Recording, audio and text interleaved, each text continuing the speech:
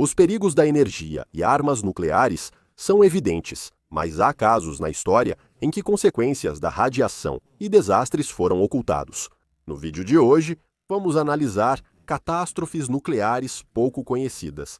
Primeiro, vamos analisar o escândalo do leite irradiado da Conosupo em 1988.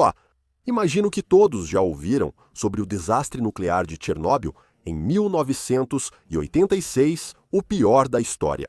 A precipitação da explosão do reator resultou em contaminação radioativa que afetou grande parte da Europa, chegando até mesmo à Irlanda do Norte.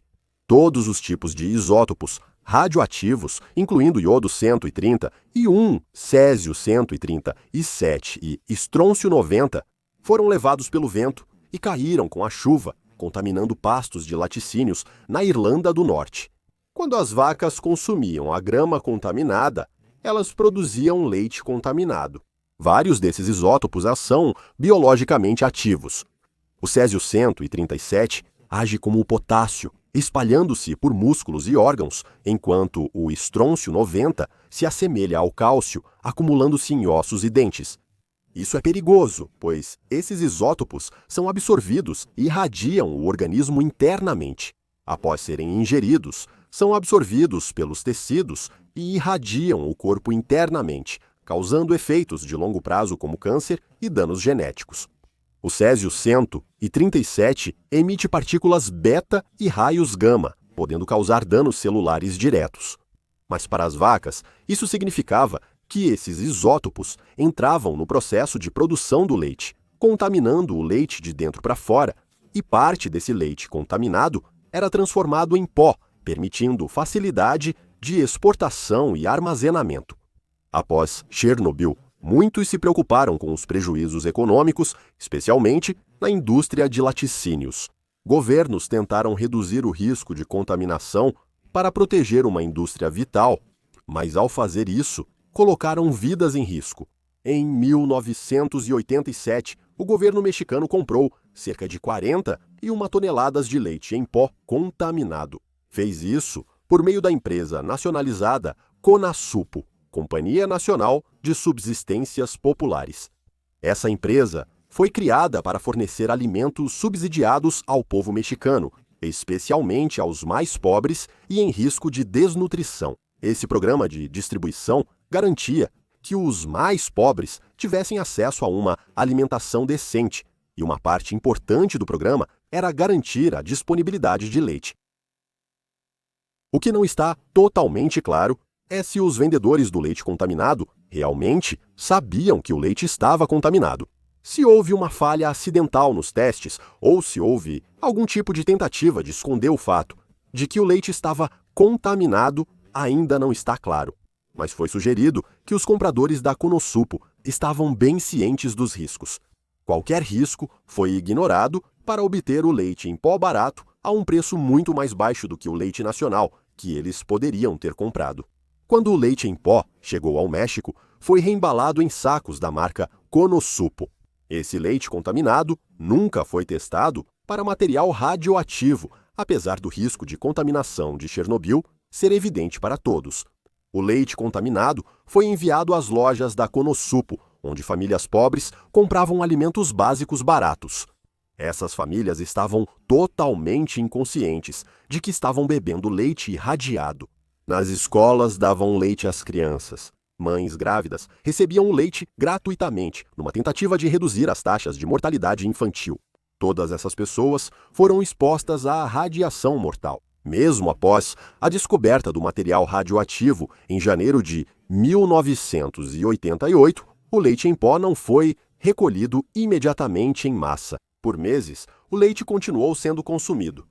A radiação só foi descoberta em inspeções de saúde aleatórias, com níveis muito acima do seguro. A princípio, Conosupo prometeu destruir o leite contaminado restante e também prometeu fazer recalls. Logo ficou claro que, em vez de resolver, eles só pioravam a situação. Denunciantes relataram que o leite em pó contaminado estava apenas sendo misturado com leite em pó seguro. Essa tentativa ardilosa de diluir a radioatividade só garantiu que mais pessoas fossem expostas. Os recalls nunca foram concluídos, o que significa que cada vez mais pessoas foram expostas à contaminação radioativa. Ainda mais insidiosa foi a ausência de investigação significativa sobre o escândalo. Ninguém jamais foi responsabilizado. No entanto, há evidências que sugerem que as taxas de câncer infantil aumentaram até 300% nos anos seguintes. Esse escândalo do leite Conossupo é um exemplo perturbador de ganância, colocando algumas das pessoas mais vulneráveis em grave perigo. Mas também é um lembrete do alcance que um desastre nuclear pode ter, com a contaminação de Chernobyl chegando aos mais pobres do México anos depois. A próxima história aborda o esforço britânico para conseguir sua bomba nuclear. Nas décadas de 1950 e 1960, o governo britânico testou armas nucleares nos desertos do sul da Austrália. Mas esses desertos estavam longe de estar vazios, eram habitados por povos aborígenes, expondo-os à radiação mortal. No início dos anos 1950, a Grã-Bretanha queria criar seu arsenal nuclear.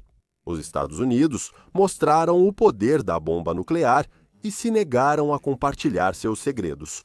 Com isso, a Grã-Bretanha teve que construir e testar bombas sozinha. A Austrália foi escolhida para esses testes, pois seus desertos pareciam o local ideal para as experiências.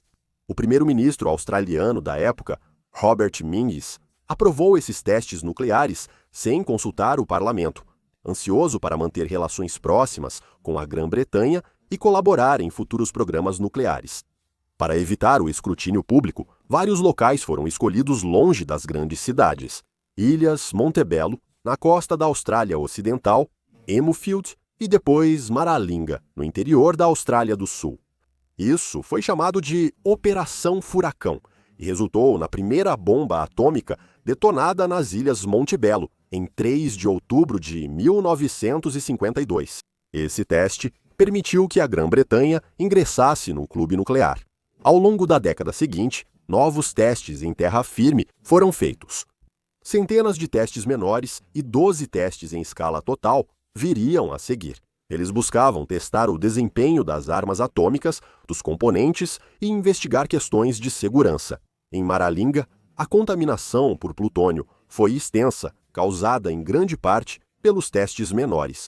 Alguns desses testes menores queimaram plutônio e podem ter espalhado até 22 quilos de poeira de plutônio 239 no deserto. Esses testes eram supostamente seguros, mas, para aqueles que os realizavam, havia riscos sérios. Aviadores australianos tiveram que voar por nuvens em forma de cogumelo para coletar amostras, sem receber equipamento de proteção. Os responsáveis por descontaminar as aeronaves receberam pouco ou nenhum equipamento de proteção. E em alguns testes, soldados australianos foram instruídos a ficar a poucos quilômetros do local, de costas e olhos fechados. Depois foram orientados a marchar até o ponto zero para avaliar as condições. Como resultado, muitos soldados australianos sofreriam de doença por radiação, cânceres e infertilidade. Suspeita-se que esses soldados foram usados como cobaias humanas para estudar os efeitos da radiação, embora essas alegações sejam negadas pelos governos. Os desertos, onde esses testes estavam acontecendo, no entanto, não estavam vazios. Pessoas das comunidades Pichun-Chuchara e Yunkunjojara viviam nessa área. Alguns receberam avisos e outros foram removidos à força, mas muitos não foram informados e ainda ficaram na área. Isso significaria que, após os testes, muitos consumiram animais contaminados pela poeira radioativa, beberam água contaminada e viveram em solo radioativo. Isso resultou em todos os tipos de doenças, incluindo cegueira, queimaduras por radiação e feridas na pele. Nos anos que se seguiram, houve aumento nas taxas de câncer e defeitos congênitos nessas comunidades aborígenes. Em 1963, a Grã-Bretanha não precisava mais dos locais australianos. Maralinga foi oficialmente fechado em 1967, quando a Grã-Bretanha teve que limpar a contaminação. Porém, surpreendentemente, não foi feito. Detritos contaminados foram enterrados em valas cobertas de concreto, e o solo com o plutônio foi arado no próprio terreno. Um relatório omitiu a limpeza, permitindo que a contaminação mortal afetasse muitos. Relatórios foram mantidos, mortes nas comunidades aborígenes ignoradas e problemas de saúde dos soldados atribuídos a tudo, menos a contaminação. Só em 1984 que cientistas australianos realizaram sua própria investigação, descobrindo altos níveis de contaminação radioativa, especialmente com níveis de plutônio. Isso logo levou a uma comissão real para investigar o que havia acontecido. A comissão concluiu que os testes causaram contaminação generalizada, expuseram soldados e aborígenes a material radioativo e os esforços de limpeza foram inadequados. A comissão pediu compensação, a devolução das terras aos seus legítimos proprietários aborígenes e uma limpeza adequada, paga pelo governo britânico. Levou 8 anos, mas em 1993, o governo britânico pagou 22 milhões de libras pela limpeza. Tudo isso sem aceitar responsabilidade legal. A compensação à comunidade aborígene seria do governo australiano. Um relatório sobre os soldados que foram expostos à radiação mostrou que cerca de 30% haviam morrido, principalmente de câncer em idade muito jovem. Alguns tipos de câncer passaram a ser compensados pelo governo australiano. Até hoje, a área continua contaminada, que provavelmente permanecerá assim pelos próximos 22 mil anos, que é o tempo de meia-vida do plutônio. O desastre final é um dos piores da história, mas provavelmente você nunca ouviu falar dele. Na cidade brasileira de Goiânia, o saque de uma instalação médica abandonada levaria a uma contaminação radioativa mortal que afetou toda a cidade. Em 1987, uma clínica de radioterapia abandonada foi invadida por 2 catadores de metal. A clínica estava desocupada há algum tempo, exceto por um vigia ocasional.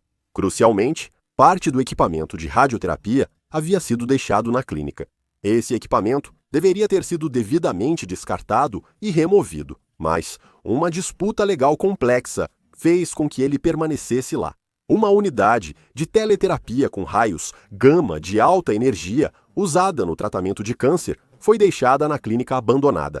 Esse aparelho foi retirado da clínica pelos catadores, sem que soubessem do material radioativo dentro dele. Ao desmontar a unidade para vender as peças, os 2 homens encontraram muito chumbo e um misterioso recipiente de alumínio. Ao quebrar a pequena janela de vidro do recipiente, eles acreditaram que o que havia dentro era uma substância em pó sem valor algum. No entanto, era Césio-137. Esse pó se desfazia ao toque e podia contaminar rapidamente uma grande área. Sem surpresa, após manusear o material radioativo, o catador logo ficou doente. Médicos descartaram pele inflamada, enjoo e diarreia como alergias ou intoxicação alimentar. Alguns dias depois, o ferro velho, incluindo o recipiente de Césio-137, foi vendido a um comerciante local de sucata chamado de Ver Alves Ferreira. Enquanto o metal estava guardado em uma garagem, Ferreira percebeu que o ferro velho estava brilhando. Logo, ele descobriu que a fonte da luz era o pó de Césio-137, mas ele não percebeu que aquilo era um isótopo radioativo. Fascinado, ele passou a mostrar o material para amigos e familiares. Em um momento, ele deu o material para sua sobrinha brincar. Ela esfregou na pele, fingindo que era pó de fada. Enquanto ela sentava e brincava com esse pó de fada em todas as mãos, a jovem até fez uma refeição, consumindo o material mortal. Logo, os Ferrers e seus amigos começaram a apresentar sintomas de inchaço, hemorragia interna e doença por radiação. Maria, esposa de Ferreira, percebeu que o pó brilhante causava a doença da família, mas, a essa altura, o material já havia sido vendido para outro ferro velho, expondo mais pessoas à medida que o metal era vendido ou contaminava outros materiais. Ela recuperou o material, colocou em um saco plástico e foi ao hospital. A equipe do hospital logo percebeu o perigo e a Comissão Nuclear do Brasil desceu até a cidade de Goiânia. Seus contadores Geiger rastrearam a imensa propagação da contaminação. A viagem de Maria até o hospital foi de ônibus, expondo outros passageiros, que por sua vez poderiam ter espalhado a contaminação enquanto seguiam com seu dia. Acredita-se que até 112 mil pessoas foram expostas à radiação. E dessas pessoas, acredita-se que cerca de 97% foram expostas a uma dose perigosa que poderia ter aumentado o risco de desenvolver câncer. Cerca de 250 foram consideradas gravemente contaminadas, e dessas, cerca de 30 sofreram muito. Isso incluiu, tragicamente, sua sobrinha de 6 anos, que morreu apenas um mês após a exposição. Ela teve um inchaço imenso no corpo, hemorragia interna e danos nos pulmões. Maria morreu no mesmo dia que sua sobrinha por envenenamento por radiação, sofrendo hemorragia interna, infecção e insuficiência renal. 2 funcionários de Ferreira morreram após exposição ao material radioativo, desenvolvendo câncer e problemas linfáticos. Muitas pessoas trataram queimaduras de radiação, casas foram demolidas e a contaminação enterrada. O dano foi além do físico. Vizinhos passaram a se olhar com desconfiança, temendo contaminação. Até o funeral da sobrinha atraiu milhares de pessoas, protestando contra o enterro, com medo de que o corpo contaminasse a cidade. Ao descobrirem que a clínica deixou o material mortal acessível, os donos foram considerados criminalmente negligentes. Os 2 catadores também foram considerados responsáveis, embora não soubessem nada sobre o que haviam desencadeado. Ao longo dos anos, o aumento nas taxas de câncer na cidade foi atribuído ao incidente, que continua sendo um dos desastres nucleares menos conhecidos da história recente. Esses são alguns desastres nucleares mortais e chocantes. Não há muita dúvida de que o material e a energia nuclear têm usos valiosos, mas, se não forem devidamente controlados e utilizados, podem expor inúmeras pessoas a danos invisíveis e insidiosos.